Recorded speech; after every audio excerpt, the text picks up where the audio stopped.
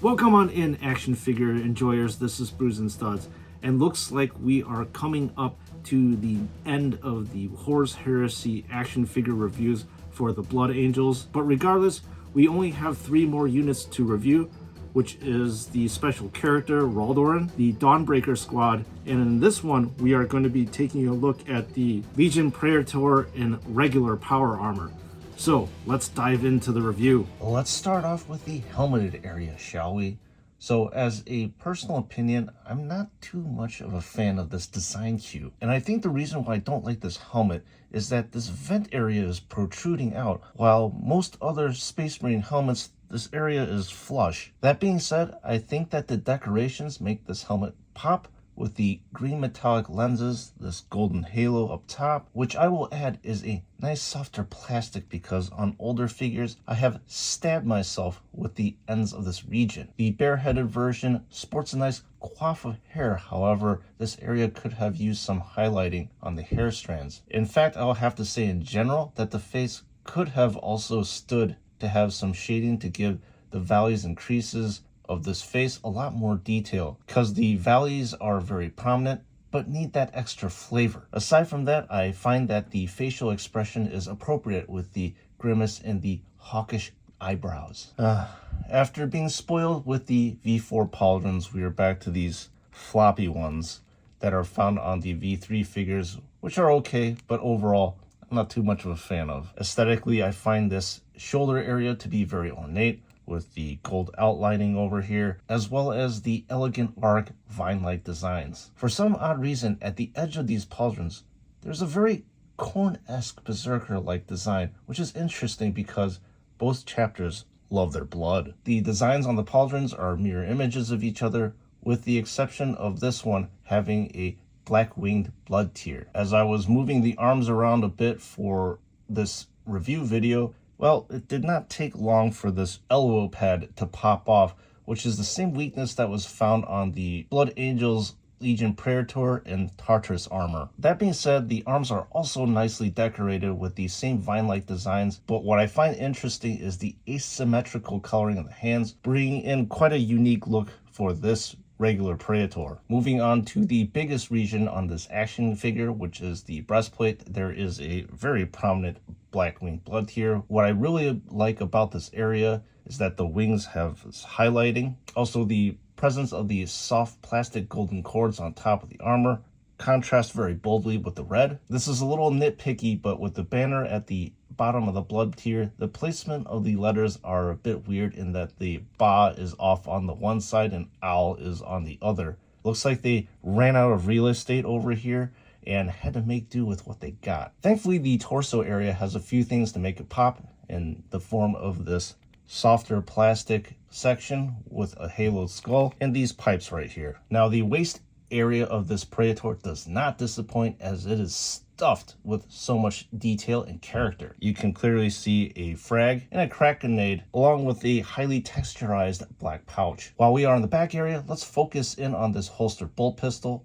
I like this single wing blood tier on the holster itself and the golden magazine. What I find strange, however, is that you're provided with another bolt pistol right here. So wouldn't it stand that this one would be empty? One of the things that I do appreciate about all the comments in the comments section is that I learn things from you guys. So thank you, Sargar, for teaching me the correct term for these leather strips, which are called Baltea, and you can see the bullet, which are the golden studs at the end. I love learning things and I love lore drops, so please continue to leave these type of comments below. Clearly, this area takes a heavy design cue from this Tartarus Praetor as well. The gold outlining on the upper thigh area of the armor is great to make it stand out from the matte red, as well as the golden studs on the back adds another dimension to the design detail. There's actually more asymmetry with the designs on the knee, which I enjoy because one knee seemingly has a top of a golden crown,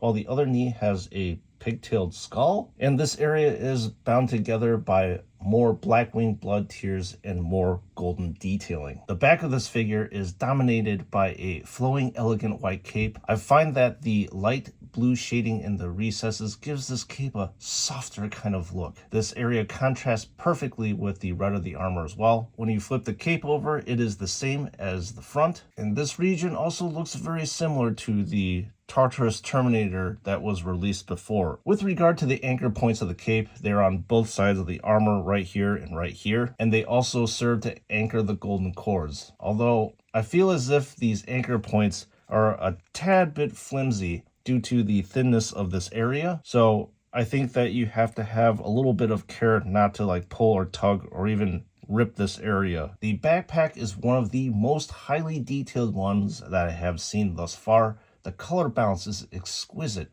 with the golden accents in the vent areas, the metallic red of the blood tier, and the gunmetal of the hoses. I just wish that all MK10 backpacks could look this stellar. Now moving on to the weapons, the bolt pistol possesses your standard black for the casing as well as the gunmetal for the accent areas. There is very minimal shading in the gunmetal regions, but what I find interesting is that the magazine, as I mentioned, is a gunmetal color, but on the holstered one, it is gold. I'm not sure if this was done on purpose or not. And finally, you can also pop out the magazine right here too. Speaking of color balance, we are now talking about this lovely Paragon blade. The look of the sword is reminiscent to the ones that we saw on the Crimson Paladins. And here's that sword side by side with the Paragon blade. Again, I love that each area of this weapon has a unique color with the gold of the pommel, the black of the handle, and the silver of the blade right here. I also like how the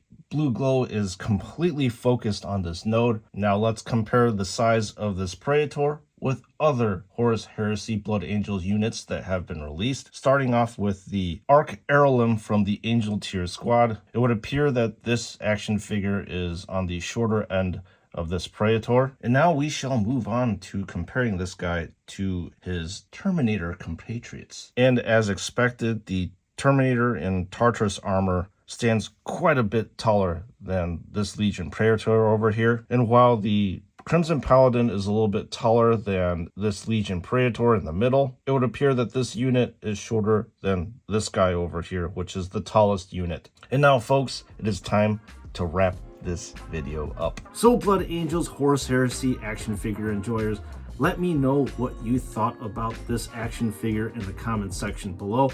Again, I'm really curious to see what you have to say about him. Now, I will have to say that this action figure is pretty decent. I really like the golden ornate detailing that is strewn all about the armor. I think it really makes this action figure come alive and be set apart from all his other brothers, as it's to be expected because this is a Legion Praetor. That being said, is it a must buy? I don't think so. Again, I'm not too much of a fan of the look of the helmet, and just something about this action figure to me looks a bit off. I don't know whether it's because the power armor looks a little bit too rounded or it looks kind of bulky.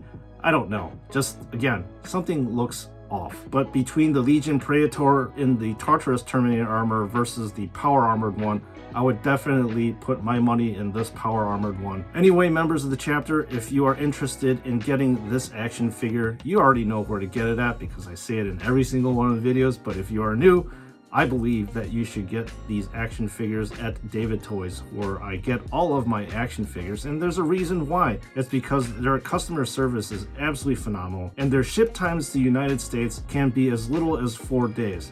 But the most important thing is that I have used these guys exclusively almost for the past 2 to 3 years, and I have yet to encounter a hiccup with these guys. And before you check out, do not forget to use the code SNS to receive 12% off on your purchase. And with that being said, thank you so much for joining me in this action figure review. I'll see you all in the next one.